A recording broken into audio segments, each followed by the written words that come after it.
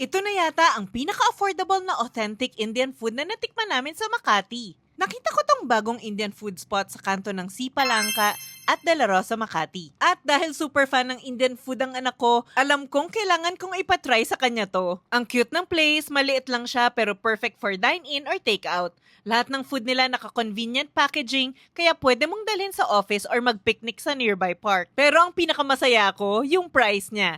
Favorite ng anak ko ang samosas. Sa dati naming binibilan halos 200 pesos ang 2 pieces. Sa Biryanist, 50 pesos lang bawat isa. At equally masarap din, kaya bumili pa siya ng 4 para may snack sa bahay at baon kinabukasan sa school. We tried almost all their biryanis. Butter chicken biryani, it's creamy, buttery, and comforting. Pero mas nagustuhan ko ang lasa ng chicken tikka biryani nila. May soto spicy kick kasi. Ang pinaka-favorite ko naman is their chicken 65 biryani. It's crispy, savory, at ang sarap papakin ng chicken. Dum chicken biryani. Tender, aromatic, and packed with herbs. Tuwang-tuwa naman dito yung son ko, paneer tikka biryani. Soft cottage cheese pala to infused with flavorful Indian spices. First time din namin natikman ang panipuri, crispy puris filled with spicy mashed potatoes. Tapos yung mga sauces pwede mong i-mix and match, ang saya kainin. Kung matagal mo nang gusto matry ang Indian food pero feeling mo mahal, magandang starter spot to. Save this for your next Makati food trip. Let me know kung anong una mong itatry.